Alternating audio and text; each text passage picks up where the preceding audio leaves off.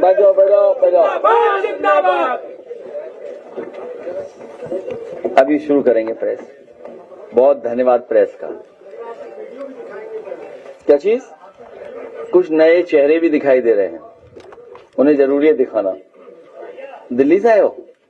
भेजा गया है? सब बातें पूछ लो ना, इसलिए कंफ्यूजन ना रहे बिल्कुल। नहीं, पहले ये क्या कहते हैं, आज मैं देख रहा हूं कि हमारे बहुत बड़ी संख्या में पत्रकार मित्र आए हैं, बड़ी संख्या में। तकलीफ परेशानी में तब भी आए हैं, और हालांकि अमूमन कम लोग आते हैं, आज ज्यादा लोग आए हैं। मैं सभी प्रेस के साथियों का बहुत स्वागत करता हूं, बहुत धन्यवाद देता हूं। मैं अध्यक्ष जी से कहता हूं कि आप पहला कार्यक्रम कराइए, उसके बाद हम लोग अपनी चर्चा करेंगे। ये दिख नहीं रहा रिवॉल्वर, थोड़ा लाइट कम करो तब रिवॉल्वर दिखेगी पुलिस की।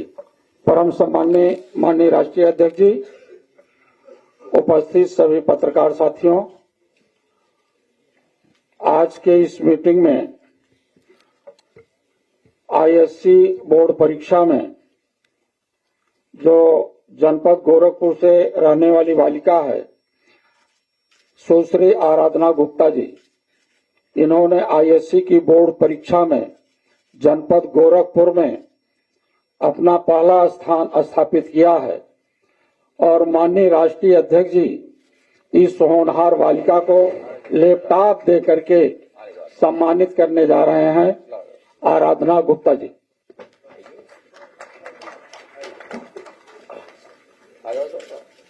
आइए सर, देखा है रोशनलाल, आइए। ठीक है, बहुत बधाई आपको, बहुत बहुत बधाई, बहुत बड़ा यूपी का किया है, बहुत अच्छा, गुड।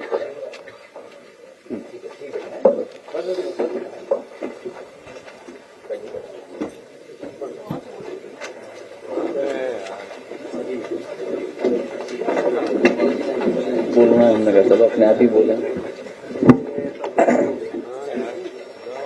मैं प्रेस के लोगों का धन्यवाद देता हूं कि हमें और आपको आज मिलने का मौका मिला है, और ये बात हम लोग लगातार कहते रहे हैं कि किस तरीके से भारतीय जनता पार्टी चुनाव को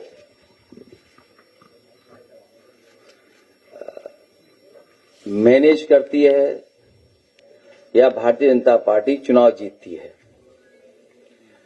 हम लोग इसी हॉल में कई बार बैठे हैं, बाई इलेक्शन के समय पर भी, बाई इलेक्शन से पहले भी, और आपको याद होगा कि 2024 में जब लोकसभा का चुनाव था उस समय भी हम लोग चर्चा पर यहां कर बैठे थे, और हम लोगों को ये ऐलान करना पड़ा था कि रिजल्ट के लिए करो या मरो, और बड़ी संख्या में लोग पहुंचेंगे तभी प्रशासन से आपको अपना सर्टिफिकेट और परिणाम मिलेगा। मैं अपने समाजवादी पार्टी के एक एक कार्यकर्ता, एक एक साथी का बहुत बहुत धन्यवाद दूंगा कि जिन्होंने आखिरी वक्त तक, सर्टिफिकेट मिलने तक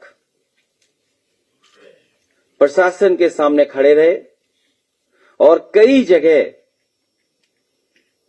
बहुत तरीका अपनाया सरकार ने, लेकिन हमारी पार्टी के कार्यकर्ता नेता मजबूती से खड़े रहे। उसका परिणाम ये हुआ कि उन्हें सर्टिफिकेट भी मिला, और उत्तर प्रदेश में इंडिया गठबंधन ने भारतीय जनता पार्टी को हरा करके देश में एक ऐसी सरकार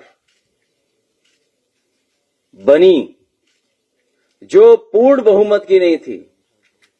मैं उसमें उत्तर प्रदेश के सभी पीडीए कार्यकर्ताओं का और जिन्होंने समर्थन किया था उनका धन्यवाद और आभार फिर देता हूं। मैं जो तस्वीर बाई इलेक्शन में देखी थी, हमने जो तस्वीर बाई इलेक्शन में देखी थी, जो माताएं बहनें इस रिवॉल्वर के सामने खड़ी दिखाई दे रही हैं, मैं उन बहादुर महिलाओं से मिला भी था। हमारी पार्टी के नेता का एक कार्यकर्ताओं ने मुझे मिलाया भी था, और मैंने उनका सम्मान भी किया था कि जिन्होंने लोकतंत्र की और अपने मतदान की, अपने वोट की रक्षा करने के लिए जान की परवाह नहीं की, उस रिवॉल्वर का सामना किया, उस अधिकारी का सामना किया जो अधिकारी रिवॉल्वर तान करके और उन्हें वोट डालने से रोक रहा था। मैंने 2-2 लाख रुपए से उन परिवार के लोगों की मदद की थी। निशाने पे लोकतंत्र। दूसरी तस्वीर दिखाइए आप। वो तस्वीर आप कभी नहीं भूलेंगे। आप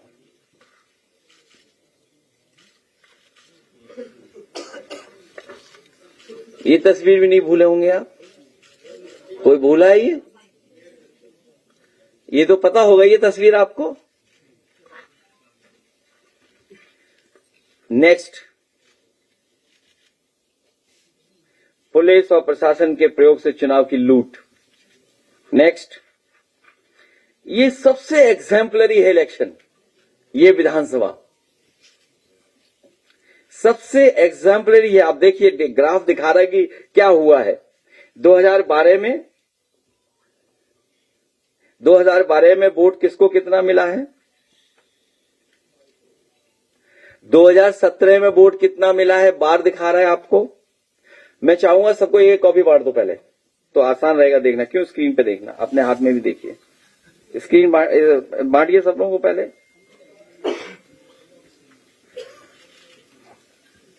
बांटिए बांट जाए तब थोड़ा हमें और आपको आसान रहेगा ना बातचीत करने में। सबको दीजिए। आज ज्यादा लोग आए, अब प्रिंट आउट पता नहीं इतने हैं कि नहीं है। मैं भेजने को तो व्हाट्सएप पे ही भेज सकता था, लेकिन हाथ में देने से कंसंट्रेशन ठीक रहती है। ध्यान से आप देखेंगे। सबको दीजिए। एक ही कॉपी लेना, दो नहीं लेना।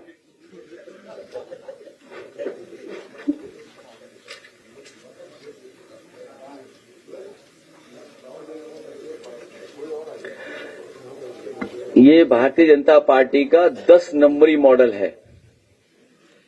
10 नंबरी मॉडल। और 10 नंबरी मॉडल में तो आप जानते होंगे कौन कौन शामिल रहते होंगे।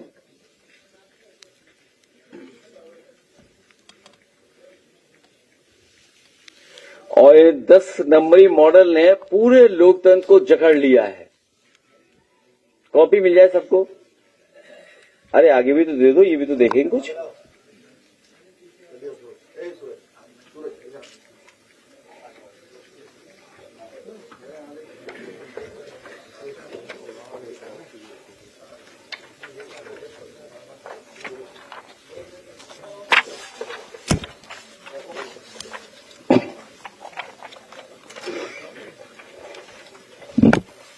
ये व्हाट्सएप भी आ गया होगा, देखो।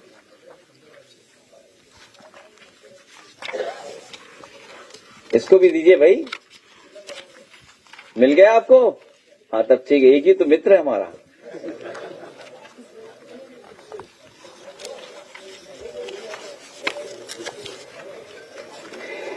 तो ये कुंदरकी का चुनाव है, और जो रेड दिख रहा है आपको, ये जो बार रेड और रेड से जो हम लोगों ने मार्क किया है, ये समाजवादी पार्टी को वोट मिलता है कुंदरकी विधानसभा में।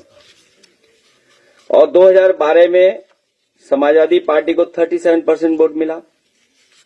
2017 में 42% वोट मिला। 2022 में समाजवादी पार्टी को 46% वोट मिला। मैं फिर रिपीट करता हूं आपको, कुंदरकी विधानसभा में समाजवादी पार्टी को 2012 के चुनाव में 37% वोट मिला, बीजेपी को 29% वोट मिला। 2017 में समाजवादी पार्टी को 42% वोट मिला, बीजेपी को 37% वोट मिला। 2022 समाजवादी पार्टी को 46% वोट मिला, बीजेपी को 30% वोट मिला। अब आप देखिए 10 नंबरी लोगों का खेल। जो मल्टी लेयर इलेक्शन माफिया हैं, जो सक्रिय हैं, मल्टी लेयर इलेक्शन माफिया जो सक्रिय हैं, 10 नंबरी लोगों के सहयोग से क्या हुआ, जब बाई इलेक्शन हुआ समाजवादी पार्टी रह गई 12% वोट पर और भारतीय जनता पार्टी पहुंच गई 77% पर। 10 नंबरी मल्टी लेयर इलेक्शन माफियाओं का खेल जो इन्होंने किया, उसका परिणाम यह हुआ कि 2024 का जो बाई इलेक्शन था कुनरकी का, उसमें समाजवादी पार्टी 12% वोट पर रह गई, अमूमन जिसको 37, 42, 46% वोट मिलता था, और बीजेपी जिसको 29, 37, 30 और 77% पर पहुंच गई बीजेपी। ये वोट की डकैती कुनरकी की मैं दिखा रहा हूं। नेक्स्ट ग्राफ, नेक्स्ट दिख तो रहा है ना स्क्रीन पे? नहीं, लाइट बंद कराएं, ठीक है। तब ये रामपुर विधानसभा में वोट की डकैती, समाजवादी पार्टी को वोट कितना मिलता रहा है? 2022 में समाजवादी पार्टी को 55% वोट मिला, बीजेपी को 6% वोट मिला 2012 में।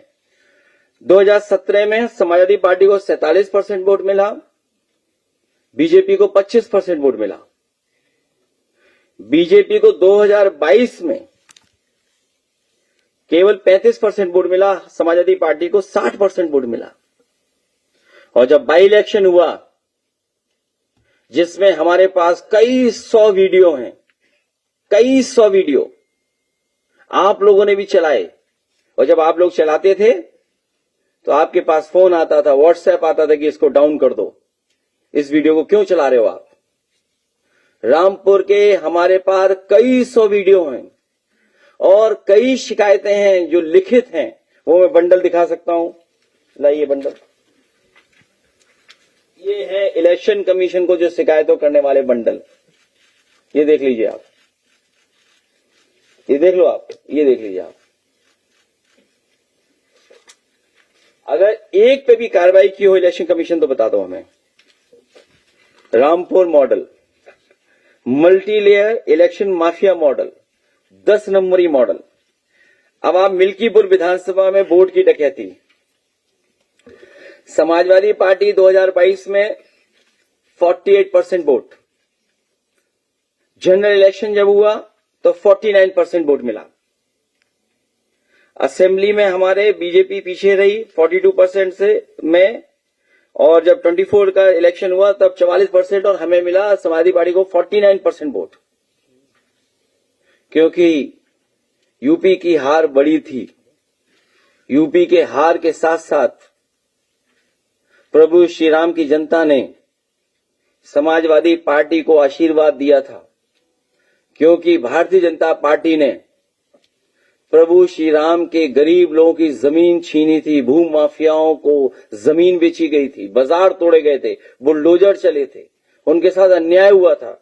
उन सब ने मिलकर के भारतीय जनता पार्टी को हरा दिया। लेकिन बाई इलेक्शन में जीतने के लिए उन्होंने क्या नहीं किया, 6 वोट डलवाए, कई मंत्रियों को लगाया, जो आसपास के मंत्री थे उनके लोग पकड़े गए, और उसका परिणाम क्या हुआ कि 60% पे बीजेपी पहुंच गई और 34% पर समाजवादी पार्टी रह गई। और आपको याद होगा कि वहां पर क्या खेल झूठा रचा गया था मिल्कीपुर को लेकर के। समाजवादी पार्टी को बदनाम करने के लिए बुलडोजर से बेकरी तोड़ दी गई थी। उस बुजुर्ग को जिसको इन्होंने झूठा फंसाया था, जब हम लोगों ने कहा कि डीएनए टेस्ट कराइए इसका, तो सोचिए क्या क्या आरोप लगे थे हम लोगों पर। और आरोप लगने के बाद और कोर्ट का जब फैसला आया तो सोचिए क्या फैसला उसके पक्ष में आया, निर्दोष साबित हुआ। जिसको इन्होंने बदनाम करने का काम किया वो निर्दोष साबित हुआ और वोट लूटा गया। कैसे, वो आप सबको पता है। वहां पर एक अधिकारी पोस्ट हुए थे, वो अधिकारी जो पोस्ट हुए थे, हालांकि मजबूरी में मुझे अधिकारियों के नाम भी पढ़ने पड़े थे। उस अधिकारी के खिलाफ हमारे आदरणीय माता प्रसाद पांडे जी 2 चिट्ठी लिख चुके हैं, लीडर ऑपोजिशन है वो, और उसके ऊपर जो मुकदमाएं धाराएं हैं आप कल्पना नहीं कर सकते कोर्ट ने क्या दर्ज कराई थी। और उसे कहा गया था कि तुम्हें हम केस खत्म करा देंगे तुम्हारा, एक केवल इतना कर दो कि मिल्कीपुर लूट लो, समाजवादियों से लूट लो। उनका नाम क्या है? कौस्तुभ कुमार रही हैं शिक्षा विभाग के, और उनकी जांच किसने की थी आपको पता है? जो आज डीजीपी हैं उन्होंने जांच की थी, उसमें दोषी पाए गए थे वो। और ये सब कागज है उनके, ये सब कागज है, ये सब कागज है उनके।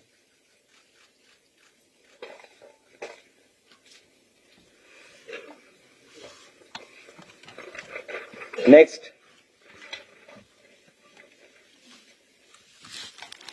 समाजवादी पार्टी ने बीजेपी की वोट की डकैती 18,000 पकड़े थे।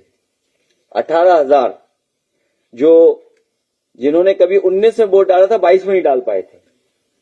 हमको नोटिस भी दिया। 18 हमें नोटिस इस बात का दिया था जब मैंने एक राष्ट्रीय सम्मेलन में समाजवादी पार्टी में ये कहा कि समाजवादी पार्टी को 22 के चुनाव की बात बोल रहा हूं मैंने राष्ट्रीय सम्मेलन में आरोप लगाया इलेक्शन कमीशन पर कि समाजवादी पार्टी के खासकर मुस्लिम और यादव वोट को और उनके बूथों को चिन्हित कर करके इन्होंने वोट डिलीट कराए या वोटों को शिफ्ट कर दिया।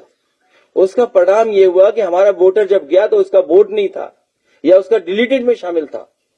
तो मैंने आरोप ये लगाया था कि यादव और मुस्लिम के वोट इन्होंने काटे। उस पर इलेक्शन कमीशन ने मुझे नोटिस दिया था, और जब नोटिस उन्होंने दिया तो हमने एफिडेविट कई हजार के लगा करके इलेक्शन कमीशन को दिए थे, लेकिन इलेक्शन कमीशन ने एक पर भी कार्रवाई नहीं करी। जिन्होंने 19 में वोट डाला था बिना कारण उन्होंने वोट डिलीट कर दिया, उनके सर्टिफिकेट लगा दिए, कईयों का मरा साबित कर दिया। हालांकि जब एफिडेविट वाली बात आई थी कुछ वर्षों वर्षों पहले ही जागी इलेक्शन कमीशन। कई एक वर्ष तो सोते रहे, कुंभकर्ण तो कितने दिन सोता था? ये तो कुंभकर्ण का भी रिकॉर्ड तोड़ दिए थे। जिस समय इन्होंने नोटिस दिया हमने उन्हें नोटिस का जवाब दिया, विद एफिडेविट दिया हजारों कि देखिए हमारे ये वोटर हैं जिनका आपने वोट काट दिया। तो कुंभकर्ण तो कम सोते हैं, इलेक्शन कमीशन कुंभकर्ण का भी रिकॉर्ड तोड़ दिया उन्होंने। और फिर उसका हमें नोटिस दिलवाया, 2-3 डीएम से कहलवाया। तो हमने कहा कि ये बताओ अगर डिलीट हुआ है, डेड था, आदमी मर गया, तो उसका डेथ सर्टिफिकेट तो लगाया होगा वोट काटने में। आज तक नहीं पता लगा उनका कहां है बोलो।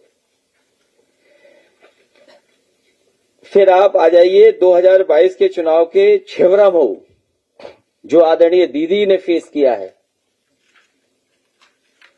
जो बंगाल की जनता ने फेस किया या देखा है, ये हम 2022 में देख चुके हैं। 2022 में बहुत सारी विधानसभाओं में सेंट्रल फोर्स लगा करके इन्होंने समाजवादी पार्टी के कार्यकर्ताओं को पोलिंग स्टेशन, काउंटिंग स्टेशन से निकाल करके रिजल्ट बदला था। और मैं कन्नौज का एग्जांपल इसलिए देता हूं कि यहां पत्रकार साथी एक्सप्रेस वे बना हुआ है, अगर अभी भी उठ करके आप चल दोगे तो 1.5 घंटे में पहुंच जाओगे आप।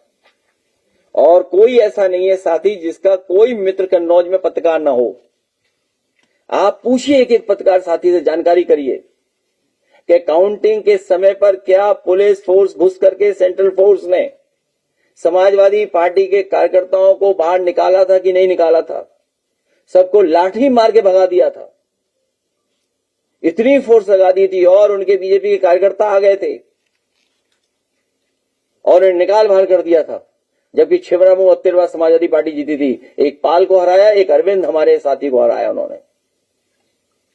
ये देखिए आप, बीजेपी 44% वोट, ये तो अलग बात बोला। अब ये दूसरी बात जो पहली बात कह रहा था मैं कि वोट काट के कैसे जीते हैं लोग। छिबरामऊ में ये बेईमानी तो की इन्होंने छिबरामऊ के साथ, लेकिन वोट काटने की क्या बेईमानी की? वोट काटने से समाजवादी पार्टी के इतने काट दिए 1111 जो शपथ पत्र दिए हमने वोटरों की, जिनका 19 में वोट पड़ा था, 22 में वोट नहीं डाल पाए। और उसका परिणाम क्या हुआ कि बीजेपी 44.31% और हम 43.91%। जितना हमारा वोट इन्होंने काट दिया उसी से हम हार गए चुनाव। ये था छिबरामऊ। यही सेम पोजीशन है मणियाऊ में, 39.25% बीजेपी को वोट मिला। हमें मिला 38.62% वोट, जो हमारे वोट काटने से समाजवादी पार्टी 1206 वोट से हारी। सपा के लिए शपथ पत्र दिए गए, कोई कार्रवाई नहीं हुई शपथ पत्र देने के बाद भी। बीजेपी की वोट डकैती शाहगंज जौनपुर, वोट काटने संबंधी इतने 719 वोट के हमने दिया उनको, कोई जवाब नहीं दिया, शपथ पत्र पे कोई कार्रवाई नहीं हुई है। 36.21% एंड 35.91% हम लोग हार गए चुनाव। और फिर एक सहयोगी दल और है उनका, प्रिय संगठन। स्लाइड चेंज करते रहो, कहां पहुंच गए हम लोग? नेक्स्ट, लास्ट, हाँ लास्ट। ये सहयोगी दल है, ये उनका मल्टी लेयर इलेक्शन माफिया जो सक्रिय का एक पार्ट है। ये भी 10 नंबरी जो कार्रवाई है, जो एक रंगी सोच की पार्टी का, ये भी एक तरीका है काम करने का।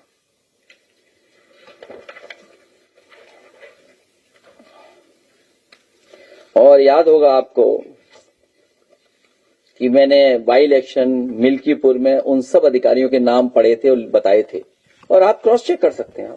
अगर आप क्रॉस चेक करना चाहें तो आप पुनः क्रॉस चेक कर सकते हैं कि इनको पोस्टिंग दी गई थी पुलिस में, थाने में, और यहां तक कि पीडीए का एक भी सिपाही नहीं होगा, उसको भी हटाया गया था इन्होंने।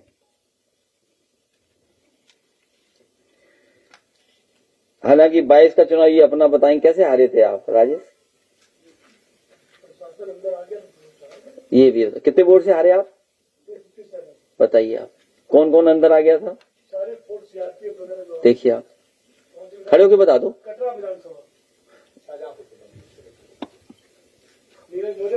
इनको भी निकाल के बाहर कर दिया हमारे साथ अंदर से। हाँ, देखिए, आज दोनों लोग बता सकते हैं। चुनाव में भी सब घुस गए थे, पार्लियामेंट के चुनाव में भी ये देखिए, ये कोई अगर गलत बात हो तो बता दो आप लोग।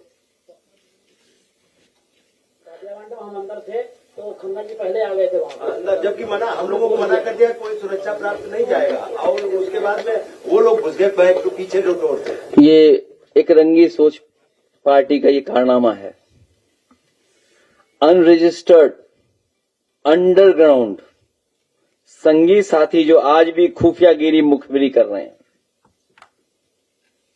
जब इलेक्शन होता है तो अनरजिस्टर्ड संगी साथी हर बूथ स्तर पे खुफियागिरी करते हैं, जो खुफियागिरी की आदत उनकी पुरानी है, जो विभिन्न संस्थाओं का मुखौटा लगाकर धर्म, न्याय क्षेत्र, विद्यालयों, विश्वविद्यालयों, संस्कृति, भाषा, संस्कार के संगठनों, एनजीओ या परिषदों के रूप में देश को अपने स्वार्थ के लिए दीमक की तरह खोखला कर रहे हैं। इनके तार विदेशों तक से जुड़े हुए हैं, इसलिए आजकल ये स्वदेशी वाले विदेशी भ्रमण पर रहते हैं। इतनी बात तो समझ गए होंगे आप। और जो शासन प्रशासन करता है वो तो है ही, कैसे करता है। एक और है संस्था, मैं सोचता हूं दोस्त दूं कि न दूं, मन है तो दे देता हूं। अगर आपकी इतनी इच्छा है तो बात तो समझ गए होगे आप। मीडिया हाउसेस, इस 10 नंबरी योजना में मीडिया हाउस का भी बड़ा योगदान है। अच्छा, आप लोग नहीं जानते ये जो हुआ सब,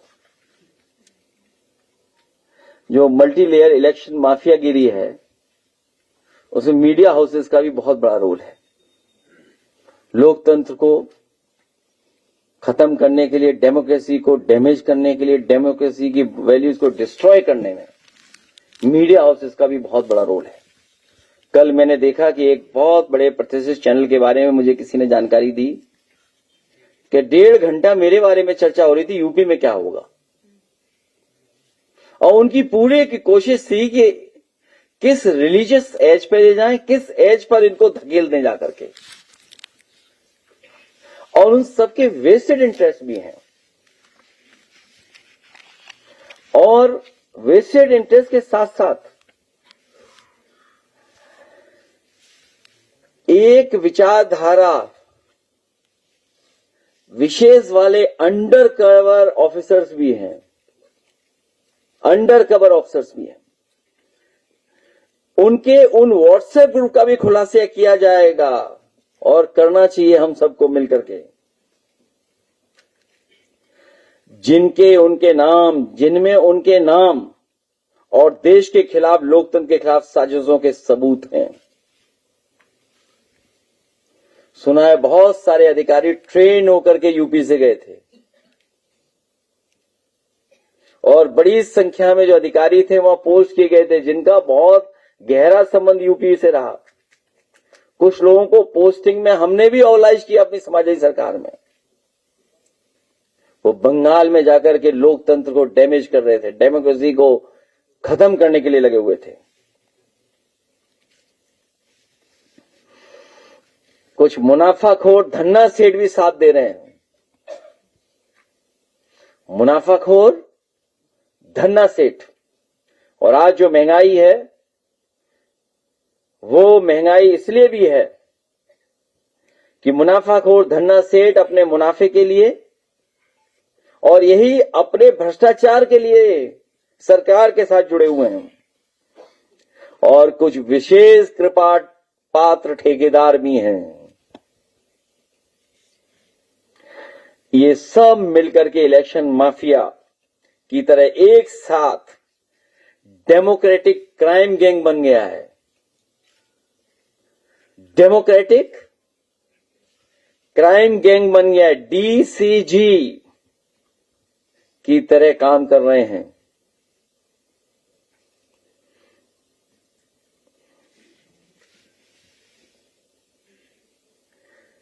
और क्या क्या चुनाव इन्होंने किया है। एक लोकसभा में तो एक हमारे प्रत्याशी ने कुछ लाभ भी दिया था जिलाधिकारी को, पुलिस कप्तान को भी, लेकिन उसके बावजूद भी परिणाम उसके पक्ष में नहीं आया। उसका लाभ दिया हुआ बेकार हो गया।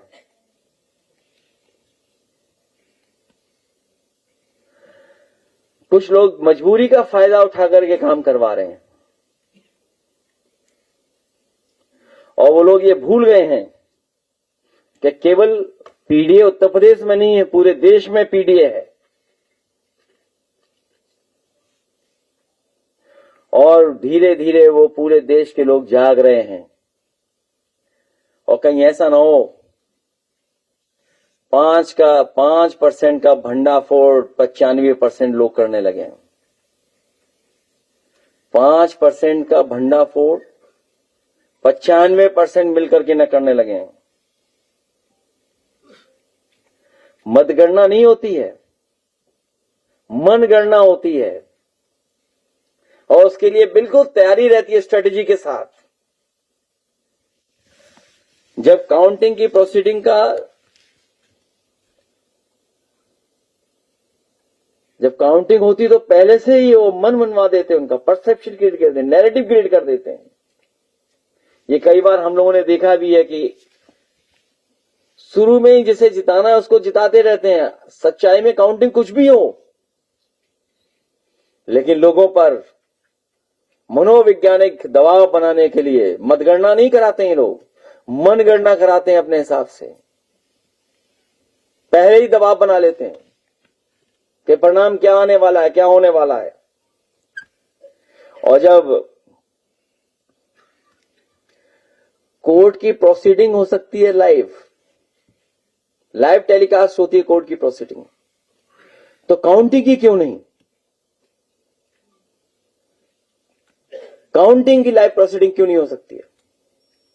और आपको याद होगा कुंदरकी के में जब हम लोगों ने आरोप लगाया था कि पुलिस के लोगों ने प्राइवेट ड्रेस पहन करके वोट डाला था।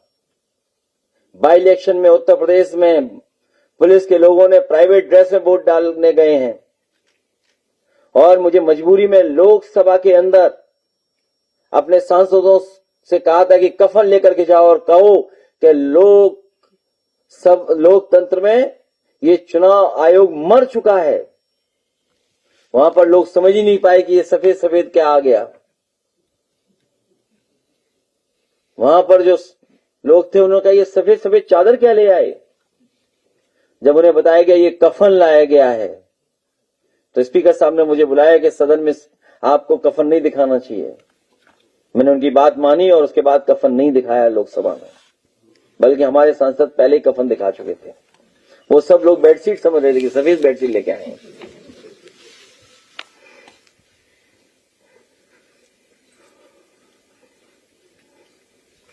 और सीसीटीवी जनता के लिए भी लाइव हो। जब इतनी सब लाइव कर रहे हैं आप तो जनता भी देखे उसमें। सीसीटीवी लाइव क्यों नहीं है? और सीसीटीवी से बहुत घबराते हैं लोग। उस दूसरी तस्वीर मैंने आपको दिखाई थी, और तस्वीरों की बात नहीं कर रहा हूं मैं जो दिमाग में आ गई हो आपके। सेकंड वाली फिर लगाओ सीसीटीवी वाली तस्वीर। हमारी मांग है, ये जानकारी के साथ साथ मांग है हमारी कि सुप्रीम कोर्ट तत्काल संज्ञान ले और बंगाल की मतगणना की सीसीटीवी पूरे देश के सामने लाइव उपलब्ध कराई जाए। हमारी मांग है सुप्रीम कोर्ट से तत्काल संज्ञान ले और बंगाल की मतगणना की सीसीटीवी पूरे देश के सामने लाइव उपलब्ध कराई जाए।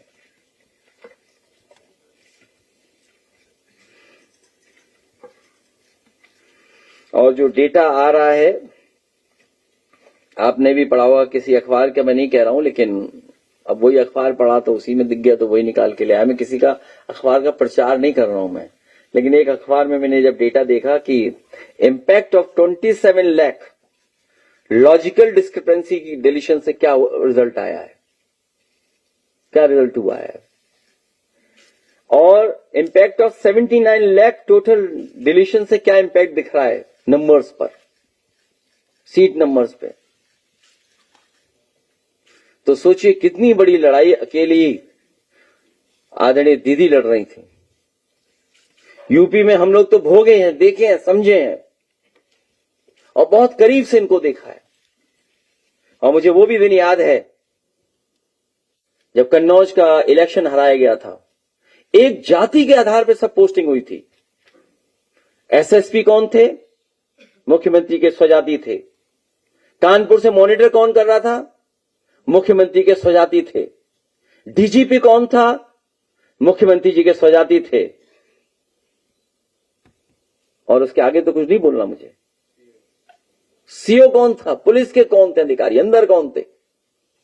जब मैं 2019 का लोकसभा का चुनाव हारा था, और ये रिकॉर्ड पे वह बात बोल रहा हूं मैं। अगर किसी को लगता हो गलत बोल रहा हूं मैं, और सरकार को लगता हो कि वो ग्राफ में गलत दे रहा हूं, जानकारी गलत दे रहा हूं, तो उनके लोग आए और बताएं कि हाँ गलत कह रहे हैं। और हम तो कहेंगे पत्रकार साथियों से कि आप लोग भी रिसर्च करिए। कुछ लोगों पे हो सकता है दबाव हो, लेकिन सब पे दबाव नहीं है।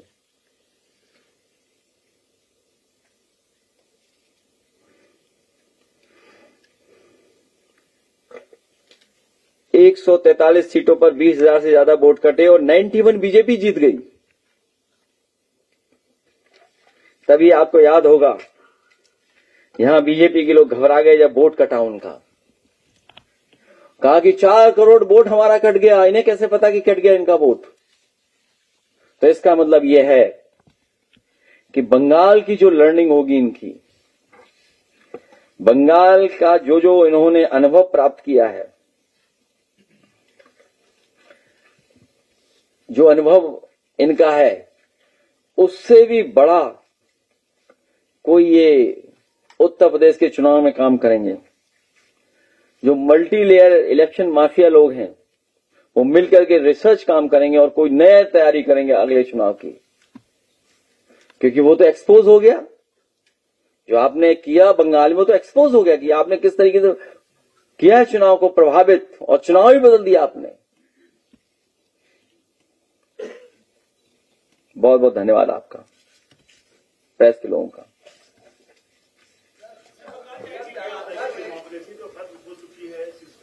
अभी खत्म नहीं हुई है, हम लोगों को जिंदा रखना है।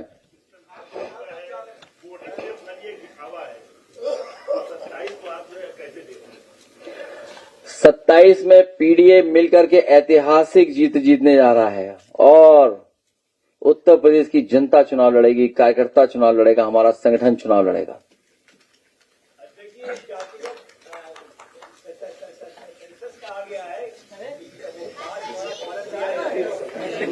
हमें उम्मीद है, लेकिन भारतीय जनता पार्टी पे कभी भरोसा नहीं कर सकते हैं कि जो लोग वो मिठाई कौन सी बताई थी मैंने, बेसन परत के ऊपर परत, सोम पपड़ी, एक झूठ के ऊपर दूसरी परत चढ़ा देते हैं झूठ की, एक परत के बाद दूसरी परत चढ़ा देते हैं।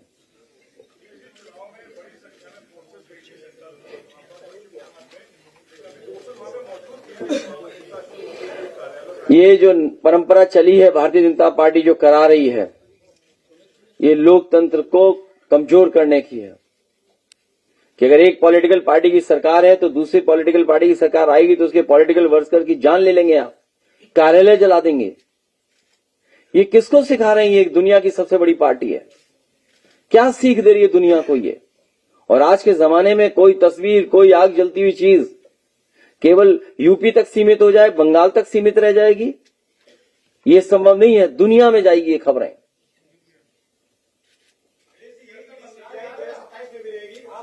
हाँ जाएंगे, बंगाल जा रहे हैं, बंगाल जाएंगे।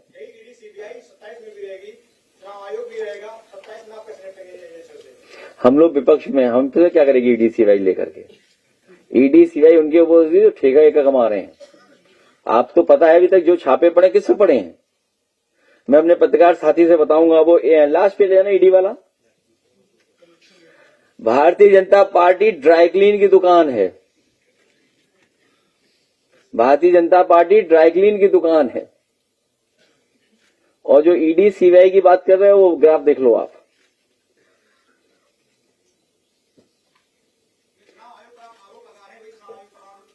अपना अखबार तो बता दो, कौन सा अखबार? हम जानते ही नहीं, तुम्हारा नाम नहीं जानते, अखबार नहीं जानते। आज पहली बार आ गए नए आदमी टोपी लगा के। तो ईडी ये पूछो ना क्या है। मैं अपने साथी से कहूंगा कि बीजेपी ने बीजेपी वालों पे ही ईडी सीबीआई इनकम टैक्स के छापे मारे हैं। कानपुर पता कर लो आप, ईडी सीबीआई का किस पे छापा पड़ा कानपुर में। और हम तो आज भी इंतजार कर रहे हैं कि जो हमारा 250 रुपया करोड़ रुपया पकड़ा गया था, दे तो दो बीजेपी वालों। याद करो जो बीजेपी वालों ने निकलवा के फर्जी न्यूज चलवाई थी। अगली बार मैं तुम्हारा नाम पता रखूंगा याद, तुम्हारे घर में ही निकलेंगे 250 करोड़ रुपया। क्या नाम है तुम्हारा? तो इसीलिए बच के रहना, बीजेपी वाले पैसे न रख दें तुम्हारे घर पे और कहेंगे समाजवादियों का पैसा है। और देखिए गोरखपुर में ईडी सीबीआई किस पे पड़ा छापा? किस पे पड़ा छापा? बताओ किनके खास है वो? हैं? कानपुर में छापा पड़ा, बताइए। गुटके वालों के यहां खड़ी रही महीनों पुलिस, किसके खास थे? बताओ किसके खास थे? ये कानपुर वाले जानते होंगे, बताओ। नहीं जानते कानपुर वालों तुम? सब जानते हैं। और लखनऊ में जो छापे पड़े, लखनऊ में भी तो छापे पड़े। मैं ये केवल इस बात को इसलिए कह रहा हूं, बीजेपी की सगी नहीं है, इसलिए वो लोग भी तैयार हैं इस बार बीजेपी का इलाज करने के लिए। सर, ममता जी ने जो कहा है कि वो इस्तीफा नहीं देंगी, उसे लेकर के क्या करेंगे? तो जब चुनाव ही लूट लिया तो क्यों इस्तीफा देंगी? वो तो अब बात करेंगे, जाके मिलेंगे तो हम बातचीत करेंगे। अभी मैं क्या कहता हूं? अखिलेश जी, कल मैंने प्रदेश पार्टी से सवाल किया। भाई इलेक्शन पे तो पूछ लो कुछ, तुम इलेक्शन पे नहीं पूछ रहे, इधर की बातें कर रहे हो, खाने पीने की बातें कर रहे हो। भाई यहाँ खाने पीने को नहीं मिलेगा, खाने पीने को हम बता दें कहाँ मिलता है। ये जो सिविल अस्पताल है इसके पास एक बिल्डिंग है, वहां मिलता है खाने पीने का। और एक पिज्जा हट की दुकान है, उसके बगल में कोई एक दुकान बनी है, वहां मिलता है।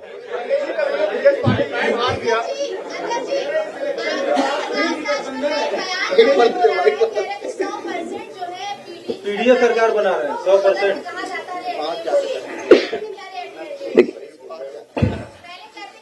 उन्हें जिताया पीडीए ने, आपको पता होगा। जो आज वो बने हैं या बने, पीडीए नहीं जिताया। और एक कोई है जहां से लिख करके बाकायदा पहुंच जाता है जो ट्वीट हो रहा है। संपर्क में है। मैंने प्रदेश पार्टी से सवाल लिया कि बंगाल में बीजेपी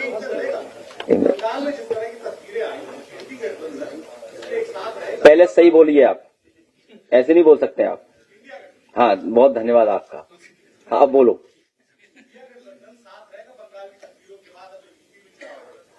इंडिया गठबंधन और समाजवादी पार्टी का जो अलायंस है, समाजवादी पार्टी वैसे ही काम करेगी। लेकिन आप ये पूछ ही नहीं रहे हो, ये जो ग्राफ है, ग्राफ दिखाओ दोबारा, इनके अपने हाथ में कोई ग्राफ है वो तो पूछो ना, कैसे वोट बढ़ गया। अरे नहीं है ग्राफ, दो उसके, इनके पास नहीं है, दो एक कॉपी इन्हें भी, उस पर सवाल करो भाई, जो बेईमानी की है उस पर तो पूछो ना। नहीं, वोट डकैती पे तो पूछे कुछ। ये देखिए, ये नहीं, और दूसरा लगाइए कुछ, वो कुंदर की लगाओ या वो लगाओ, अम्बेडकर नगर का सीट थी, क्या नाम था अम्बेडकर नगर, नहीं अम्बेडकर नगर भाई, लालजी वर्मा जी की कटहरी विधानसभा। बताओ, कटहरी विधानसभा का पूछ लो ना, क्यों नहीं पूछते आप? आपका हाथ जो टूटा है वो स्वस्थ हो जाओ आप। और हमारे पास हड्डी का डॉक्टर बहुत अच्छा है, कोई अगर बताओ तो उसके बाद भिजवा दें आपको। बे मतलब की बातें पूछती हैं, बताओ। अच्छा, यहाँ वोट चोरी हो रही, डकैती हो रही,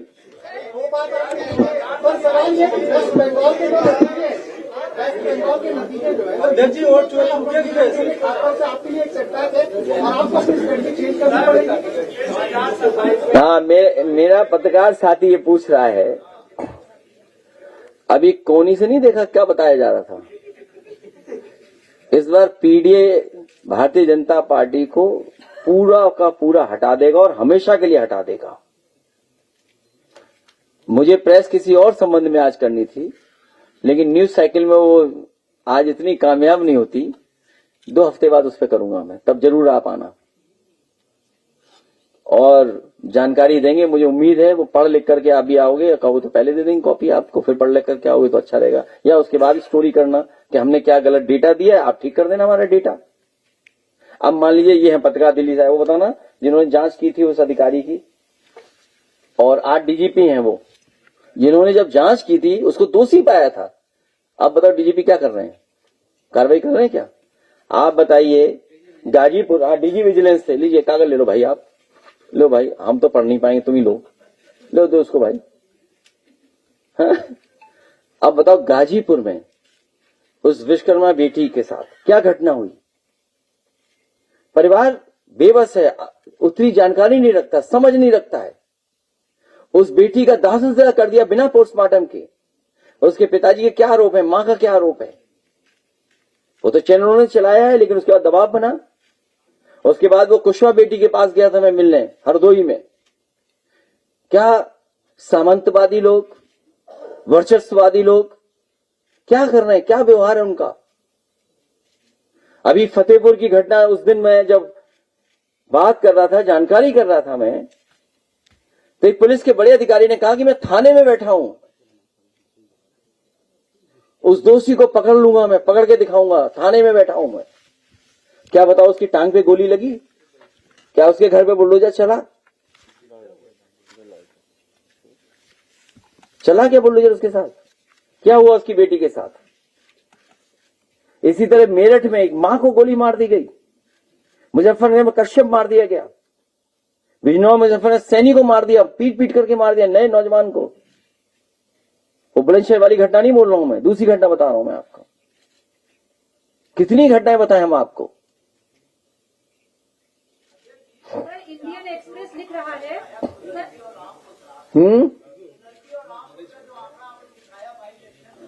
मैं, हाँ जी,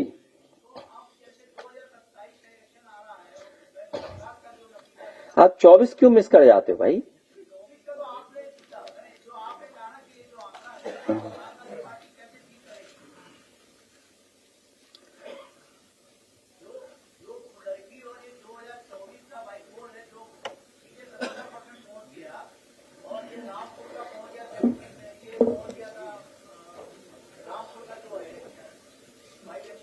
इसकी अगर रणनीति आपको बता दूंगा, आप चैनल में बैठ के बता दोगे ना। दिक्कत ये है, आप हमसे अकेले मिलना और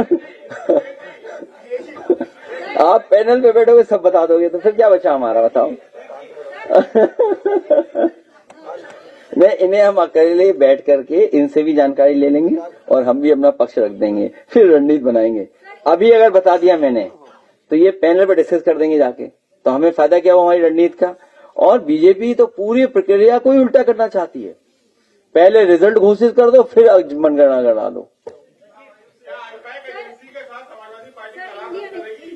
हाँ, हमारा संबंध था, कुछ महीने हमारे साथ उन्होंने काम किया, लेकिन उसके बाद हम काम नहीं कर पा रहे क्योंकि हम पे फंड्स नहीं है इतने। और अब हमने सोचा है कि जब जीतने वाली एजेंसी से ही करना हो, तो जीतने वाली एजेंसी के बारे में हमें लोगों ने बताया है कि बड़ी बड़ी कंपनियां हैं। मेरा दूसरा मोबाइल ला दो गाड़ी से। तो किसी ने मुझे जानकारी दी है कि कहाँ आप इन कंपनियों के काम करवा रहे हो, तो उन्होंने कुछ सजेस्ट किया है कि सर्वे करवाइए सी वोटर से आप। फिर एक एबीएम कंपनी है कोई, उसको रखिए साथ, उससे आप बातचीत करिए। फिर आपको अगर सोशल मीडिया और किसी के खिलाफ निगेटिव नकारात्मक प्रचार करना है तो कोई 360 डिग्री करके कोई कंपनी है, उससे आप जुड़िए, मिलिए, उसको फंडिंग करिए आप। अभी एक दो कंपनी और है, वो नाम अभी एक मोबाइल आ रहा भी, देखें आ रहा भी अभी, जस्ट हैंग ऑन फॉर सब है। इंडियन एक्सप्रेस ने लिखा है कि अखिलेश यादव बंगाल और तमिलनाडु की हार से इतना डर गए, नहीं, उससे नहीं। उन्होंने हाईकैट से डील कैंसिल कर दिया। देखिए, आप भी चंडू खाने गप पढ़ के बताया करो। और हम इस वजह से नहीं हटाए, आपको सच बोल रहे हैं, सच तो बोलना ही चाहिए ना, सच तो सामने आ ही जाएगा। ऐसा हम पे फंड्स की कमी है, फंड्स की कमी है, फंड्स इतने नहीं दे सकते हैं। अगर आप दे दो तो आप कहोगे उसी कंपनी बाहर कर लेंगे, बताओ आप। और अभी हमने एक नया वो बनाया है कुछ।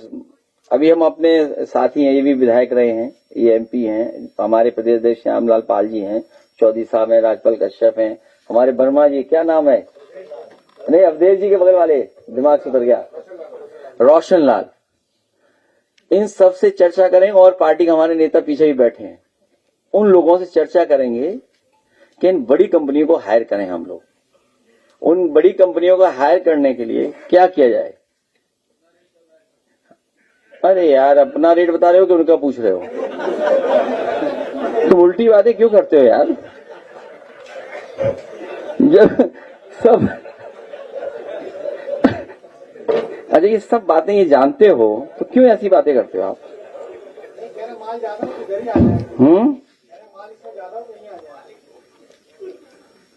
तो क्या नाम है कंपनीज के? हाँ, क्या है, एक कंपनी और है कोई, हाँ। तो उन्होंने मुझे सजेस्ट किया है, एक कंपनी कोई बता रहे हैं कि नेशन विद नंबू, उससे आप संपर्क करिए।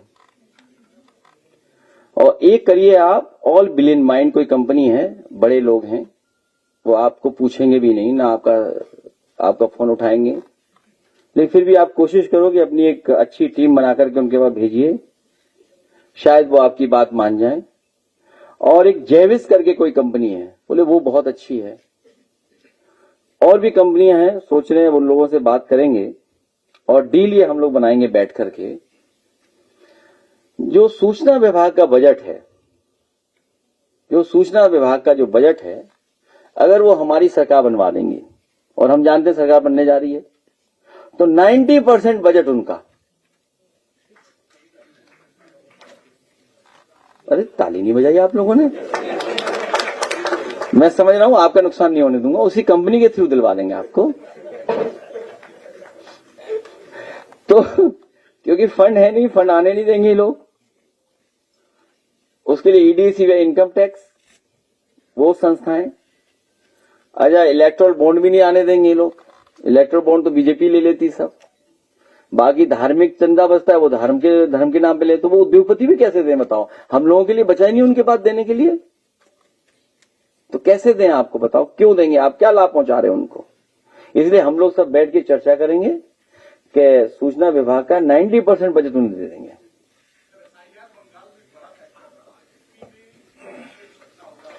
हमें नहीं निपटना, हमें बेईमानों से निपटना है, 10 नंबरियों से निपटना है। और अभी निपटे थे हम लोग 10 नंबरियों से, अभी निपटे हैं। अभी रोकी कुछ दिन पहले, आपको नहीं पता रोकी? फिर क्यों सर हिला रहे हो?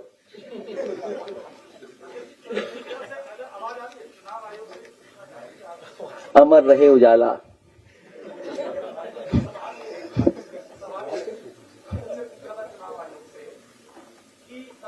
पर कार्रवाई क्यों नहीं की गई? समाजवादी पार्टी ने इतनी बड़ी संख्या में शपथ पत्र दिए, बार बार इस मामले को आप उठा भी रहे हैं।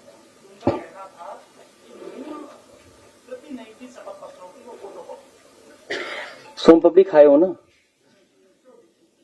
चुनाव आयोग सोम पापड़ी है, झूठ की परत के ऊपर झूठ। मैं एक काम करूंगा, मैं अपनी ऑफिस को कहूंगा कि 11 सर्टिफिकेट इनको दे दें, हमारे अमर उजाला को 11 सर्टिफिकेट, और जिनसे आपकी बात हुई उन्हें बाय हैंड आप डिलीवर करा देना। और अब अगर एफिडेविट सहित, अगर आपको याद हो, इलेक्शन कमीशन ने यह भी कहा था कि उन्हें मेल नहीं मिला। अगर आपको याद हो, उन्होंने कहा कि हमें कोई रिसीव नहीं हुआ है समाजवादी पार्टी की तरफ से। जब हमने स्लिप जारी कर दी कि देखिए मेल हमने किया था, मेल की कॉपी ये देख लो आप, तो फिर उन्होंने अपने डीएम्स को सभी को सूचनाएं भेजी थी, जिसमें बाराबंकी के डीएम, जौनपुर के डीएम और जगह के डीएम्स को भेजा था उन्होंने। मेरा ये सवाल है, यूपी में भी 7-8 महीने बाद अब इलेक्शन होंगे, 3 महीने बाद 3 महीने बाद प्रिपरेशन शुरू हो जाएगी इलेक्शन में, प्रचार शुरू हो जाएगा। जनवरी 2027। Are you planning to as a candidate to participate in assembly election? क्या आप विधानसभा का चुनाव लड़ेंगे? मेरे एक बहुत जानकार एस्ट्रोलॉजिस्ट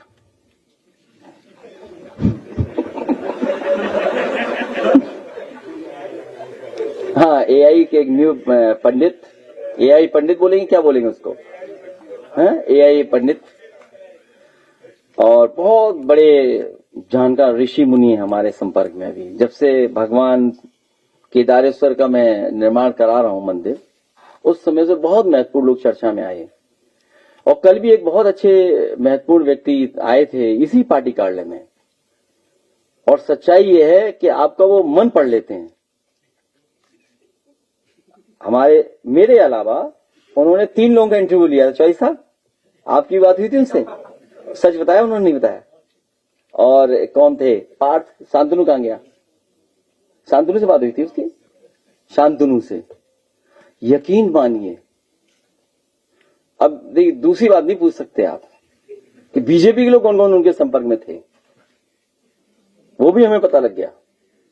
वो आए, मिले, उन्होंने कहा जो कुछ लिख दोगे आप वो मैं पूर्ण कर दूंगा। तो मैंने अपने रजिस्टर पे लिख दी 2 बातें, एग्जैक्ट बता दिया उन्होंने कि मैंने ये लिखा है, और मैंने 2 ही बातें लिखी थी उसमें, समाजवादी सरकार बनाइए, बनवाइए, और उत्तर प्रदेश को खुशहाली के रास्ते पे ले जाइए। और सच है, उन्होंने बता दिया कि मैंने यही 2 लाइनें लिखी हैं। इसलिए जो हमारे पंडित जी बोलेंगे, बाल कटाना तो बाल कटाएंगे, बाल बढ़ाना तो बाल बढ़ाएंगे, सुबह कहेंगे राइट पैर से निकलना है तो हम राइट पैर से निकलेंगे, आज नहीं निकलना है हम नहीं निकलेंगे। अरे हम नए न्यू समाजवादी हैं। अच्छा, आप ये भी कहोगे एक्सप्रेस वे क्यों बना रहे समाजवादी पार्टी? ये कोई बात हुई आपकी? तर्क है क्या आपका? लैपटॉप क्यों दे रहे हो आप समाजवादी हो? ये कोई तर्क है? Understand the ideology. भाई आइडियोलॉजी क्या है हमारी? हमारी भावना क्या है? आपसे जुड़ गई भावना, कुछ बात आपने कही होगी जो पूर्ण हो गई, उसकी वजह से हम जो वो कहेंगे, जैसे उन्होंने 2012 में सरकार बनवाई थी हमारी, उनकी हर बात में मानूंगा 100%, और फिर 2027 में सरकार समाजवादी पार्टी बनाएंगे, और पीडीए के साथ साथ सामाजिक न्याय के राज की स्थापना करेंगे। जो आज आप देख रहे हो रिस्पांस सिस्टम पुलिस का, पुलिस रिस्पांस सिस्टम किसने दिया? समाजवादी पार्टी ने दिया। One of the best police system, response system दिया। कितनी बार बताएंगे न्यूयॉर्क पुलिस को, ह्यूस्टन पुलिस को, सिंगापुर की पुलिस को, उनके हेडक्वार्टर को देख करके, उनकी रिस्पांस सिस्टम की जो टीम है उसको देख करके हम लोगों ने डिजाइन किया यूपी के लिए। अरे ये लोग तो बोल भी नहीं सकते, ह्यूस्टन नहीं बोल पाएंगे। ह्यूस्टन बोल के दिखा दे, बताओ कहां है नक्शे में ह्यूस्टन? जानते हैं ह्यूस्टन कहां है? पंडित जी के अनुसार चलने की बात कर रहे हैं, और डिप्टी मुकेश मेहता कह रहे हैं कि अब सभी लोग सनातन की बात करेंगे कि चुनाव परिणाम जो आए हैं। बस एक बात बोल दूं मैं, तुम्हारा संपर्क सही है उनसे। एक काम करना, हमारे केदारेश्वर भगवान का मंदिर बन रहा है, उनसे 101 दक्षिणा ले आना। भाई सनातन का प्रचार कर रहा हूं मैं। अच्छा, इससे बड़ा प्रचार क्या हो सकता है बताओ? और मैं आपको कह दूं, आपको हमारा केदारेश्वर भगवान का मंदिर का पत्थर ज्यादा अच्छा है। जब पंडित जी तारीख तय कर देंगे, जब शंकराचार्य जी ये तारीख दे देंगे, उसमें क्या सोचना है, उसमें क्या पूछना है। भाई ये काम मेरा नहीं है, मेरा काम है एक्सप्रेसवे बनाना, मेरा काम है रिस्पांस सिस्टम देना पुलिस का, मेरा काम है लैपटॉप देना, मेरा काम है आपके लिए नई बिल्डिंग बनाना। बताओ, नई बिल्डिंग दी, वहीं सबसे ज्यादा गड़बड़ हो रहा है। नई बिल्डिंग दी नहीं दी आप लोगों को, सूचना विभाग को। अब आप लोग नहीं घुस पा रहे हो तो अलग बात है। आपने आज तमाम ग्राफ दिखाए हैं। चुनाव के दौरान मैं रिकॉर्डिंग कवरेज कर रहा था तो एक व्यक्ति ने 22 वोट डाले और उनके 3 उंगली पे निशान थे, ऑन रिकॉर्ड था, और उसने बताया कि भारतीय जनता पार्टी जीत रही है, हाथ देखो भी आता है सामने, रिकॉर्डिंग हमारे पास। ऐसे स्थिति में 2027 के चुनाव कैसे आप टैकल करेंगे? एक एक व्यक्ति 22 वोट डाले।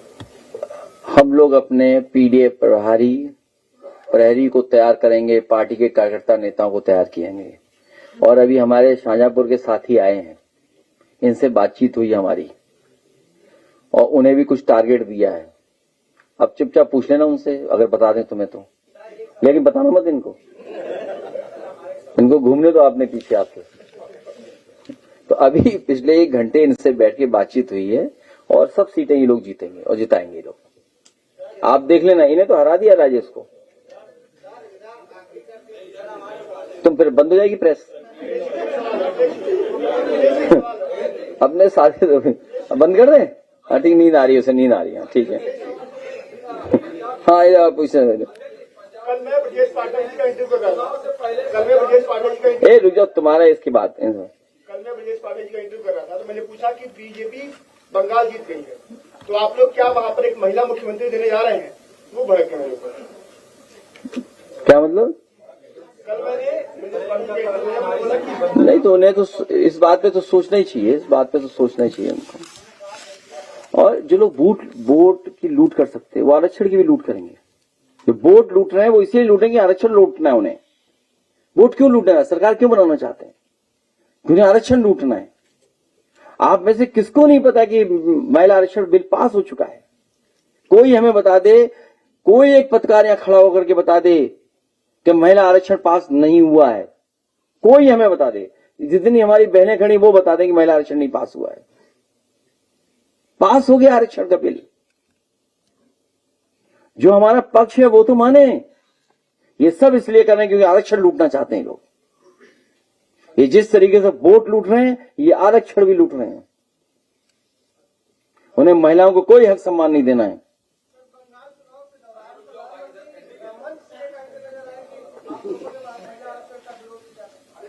तो यार कौन झूठ बोल रहा? तुम बताओ ना, मैं झूठ बोल रहा हूं? अच्छा बताओ, मैं झूठ बोल रहा हूं? सर यूं रखे, बिल्कुल यूं हिले नहीं, बिल्कुल। मैं झूठ बोल रहा हूं क्या है? मैं झूठ बोल रहा हूं क्या? नहीं, अच्छा मैं जैसे मैं बोल रहा हूं कि महिला आरक्षण बिल पास हो गया है, क्या मैं झूठ बोल रहा हूं? नहीं, सर भी नहीं हिल रहा इनका। अरे मुंह खोलना बंद की बात है, मौन होने से अलग बात है, सर तो हिला दो। अच्छा प्रधानमंत्री में झूठ है? अरे ये आज पता लगा तुम्हें? ए भगवान, इन्हें आज पता लगा। मैं इधर हर काम उल्टा करती बीजेपी, हर काम उल्टा बीजेपी करती है। कभी नहीं, बता दिया उन्होंने, सही क्या बोल दिया। नहीं अभी नहीं, बीजेपी हमेशा उल्टा काम करती है। कभी राष्ट्रपति अमेरिका के उन्होंने जनता अपने गद्दों के नीचे, तकियों के नीचे पैसे न रखे उसका भरोसा दिला करके बैंकों को जिंदा किया, बाजार को जिंदा किया। वो बीजेपी वालों ने पढ़ लिया, कहीं जानकारी कर ली, उसी का खेल उल्टा बिल्कुल किया। नोट बंद कर दो, पूरा बाजार समाप्त कर दिया, कारोबार खत्म कर दिया, बिल्कुल उल्टा काम किया। इसलिए देख लेना आप, चुनाव आयोग से भी उल्टा काम कराएंगे। पहले रिजल्ट घोषित करा देंगे, फिर वो वोट की गिनती करवाएंगे, फिर आपका वो सब जो उल्टा काम होगा। फिर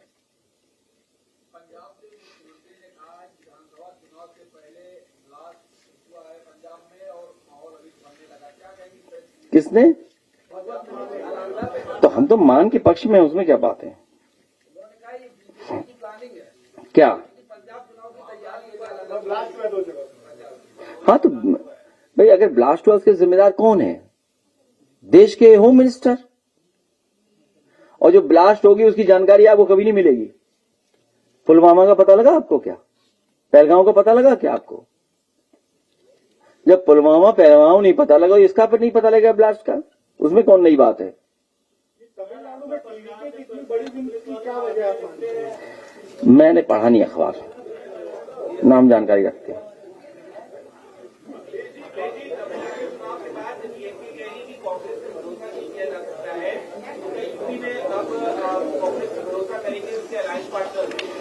हम क्यों बता दें हम किसे भरोसा करेंगे नहीं करेंगे तुम्हें?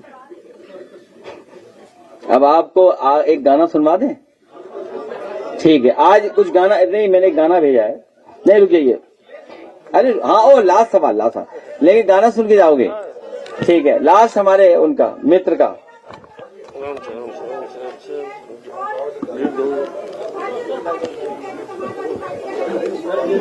कहां पर हत्या हुई है? मैं अपने पार्टी के लोगों से कहूंगा जरूर वहां पहुंचें। पार्टी के लोग जाएंगे वहां पर। मैं एक गाना, लेकिन उसका वो मत चलाना है, वीडियो मत चलाना, ओनली ऑडियो। इधर एक गाना ढूंढ रहा था, किसी ने मुझे दिया था। इसको चुप करा दो। तुम लखनऊ नहीं छोड़ोगे। किसने आने दिया इसको भाई? किसने आने दिया? तनवीर तुम्हारी विधानसभा का है, तुम्हारे जैसा ही है, तुम्हारी विधानसभा का है। अपने विधानसभा अध्यक्ष से मिल लेना, ठीक है? मिल लेना विधानसभा अध्यक्ष से, जो विधानसभा अध्यक्ष सुन लेना और जो कहेंगे मदद कर देंगे, ठीक है? और कागज ले लो, उसका कागज ले लो। लास्ट सवाल। जयंती के दिन आप एक अंजलि मसीह के भंडारे पूरी खाने गए थे, उनके पिताजी का जो सुपरवाइजर के पद पे थे उनका रिमोशन कर दिया गया। लगातार मिलना चाहती है उनको। नहीं, वो आई है शायद, वो देखो शायद बैठ के उधर पीछे। मैं मिलूंगा अभी, नहीं, बहुत अफसोस है इस बात का कि किसी कार्यक्रम में कोई शामिल हो जाए और हमारा इनसे कोई वैसा परिचय नहीं था। अभी मैं सुन लूंगा, यहाँ आ जाओ, इधर ही बता दो आके। तो इनसे कोई परिचय नहीं था, क्योंकि मैं गुरुद्वारे में गया था, वहां इनसे परिचय हुआ। ये बगल में भंडारा था, मैं चला गया, शामिल हो गया। वो बीजेपी के लोग हैं जो करवा रहे हैं, जो इनके पिता के साथ अन्याय कर रहे हैं। हम डीएम से ही बात कर लेंगे, अधिकारी गए मिला लेना भी अधिकारी से, आई बात कर लेंगे, बैठ जाओ, उनसे बात करेंगे। नगर आयुक्त से, नगर आयुक्त करेंगे ना, नगर आयुक्त तो क्या डीएम। मैं एक बात कहना चाहूंगी सर कि नौकरी की कोई बात नहीं है, मैं सिर्फ बीजेपी की धांधागर्दी दिखाना चाहती हूँ और कुछ नहीं। आपके ऊपर ऐसी 100 नौकरियां कुर्बान। मेरी बात मुझे कोई नौकरी की कोई वो नहीं। मेरे पिताजी ने भी मुझे यही संदेश आपको देने के लिए कहा है कि आपके ऊपर ऐसी 100 नौकरियां कुर्बान। अब बताओ कितना इनके साथ अपमान की बात करे सरकार के लोग। बैठो आप, बैठो 5 मिनट बैठो। लास्ट सवाल हमारा,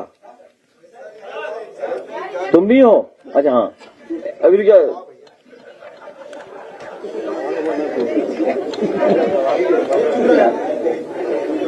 वो हमारा पुराना मित्र है। क्या चीज? नहीं देखिए, मैं अपने वरिष्ठ नेताओं से और यहाँ जो बैठे नेता हैं और जो सुन रहे हैं उनको भी मैं कह रहा हूं, पत्रकार आपके मित्र नहीं है। कोई भी आप व्यवहारिक बात मत करिए उनसे, अनरिकॉर्डेड, वो अनऑफिशियल या कहते हैं ऑफ द रिकॉर्ड।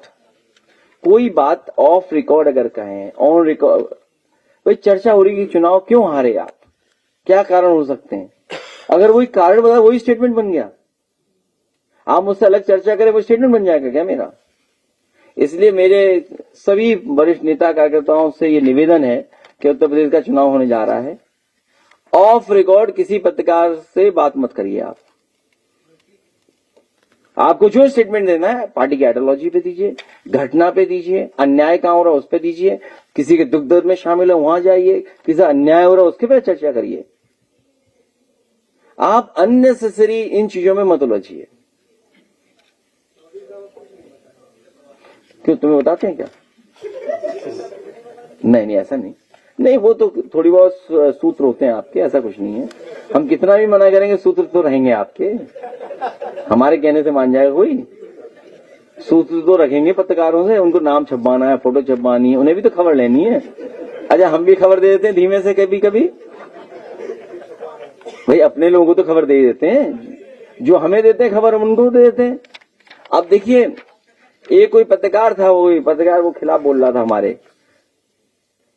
भगवान हनुमान जी का मैंने कल सबको बधाई दी बधाई मैंने।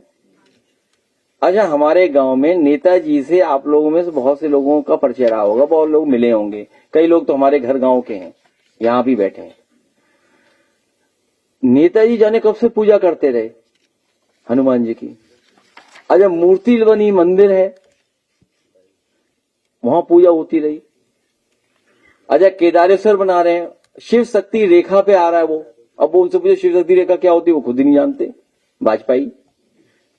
तो हमने उनसे कहा कि ऐसा है, जो हमारा वो है क्या कहते हैं, जो लिस्ट बन रही है गेस्ट लिस्ट, जितने भाजपाई हमसे सनातनी पे सवाल उठेंगे और पार्टी के लोगों से कहूंगा मैं सनातन वाली लिस्ट में डाल दो और उनसे चंदा भी मांगिए, जिस तरह इन्होंने चंदा मांगा था हम लोगों से, तो दक्षिणा दें वो मंदिर बनाने के लिए, प्रभु के लिए।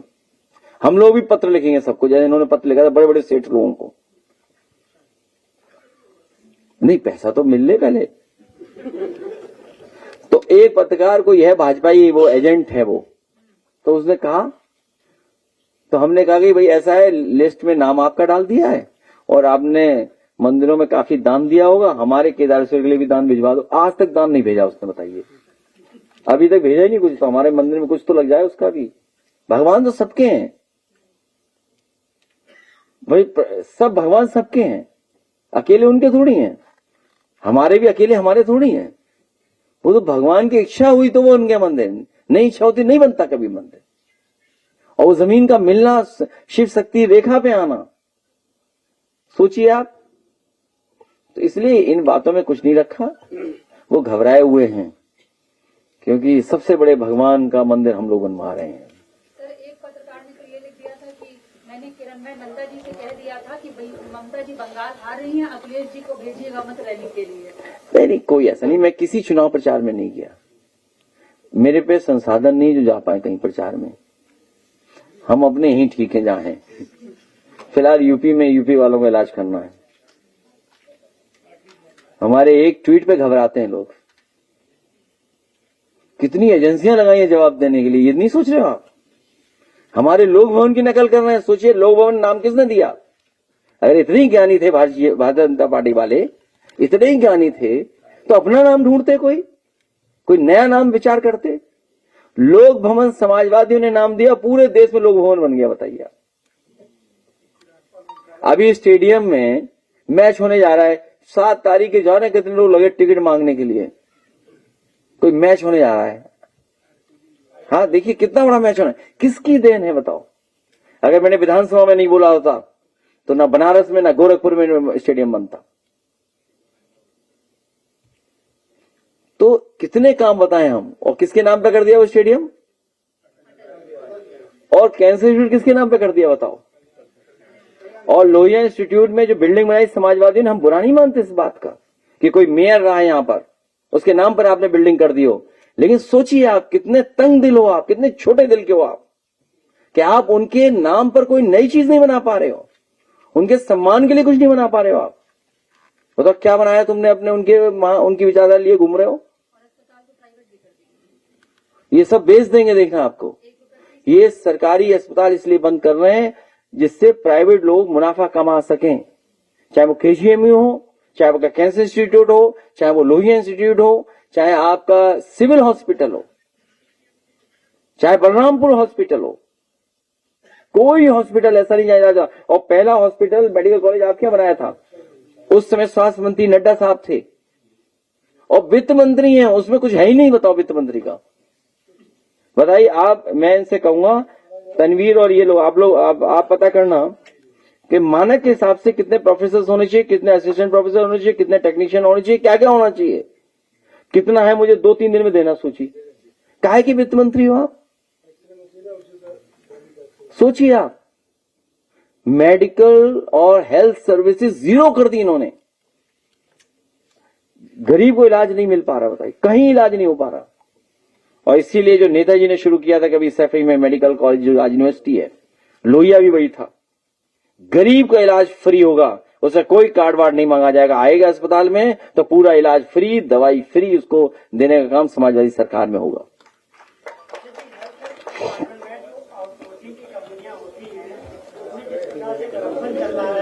तुम पर्सनल लो तो हम बताएं तुम्हें न्यूट्रिशन हम बताएं क्या क्या खाना है तुम्हें। दूध पिया करो सुबह शाम।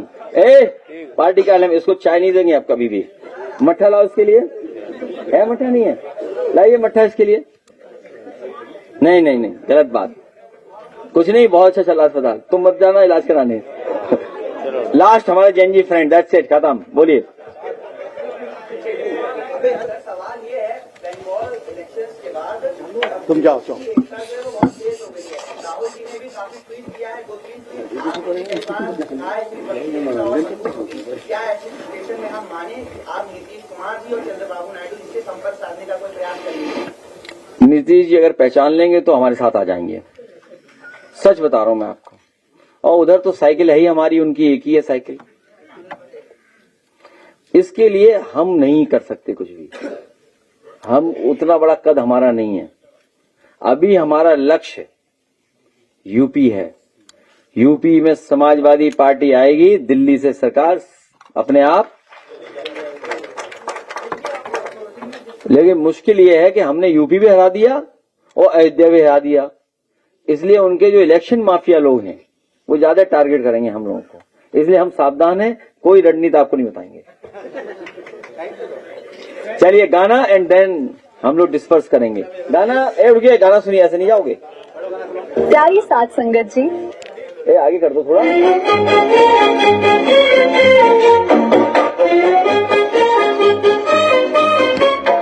दुनिया के ठगों से, दुनिया के ठगों से बचना जरा, इनके है दिल में पाप भरा। दुनिया के ठगों से,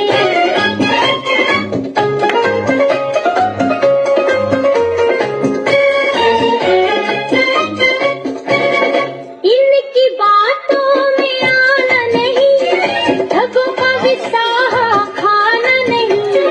इनकी बातों में आना नहीं, ठगों का विसाहा खाना नहीं। जीवन जान ठग है शैतान, छोड़े न किसी को सबसे धोखा।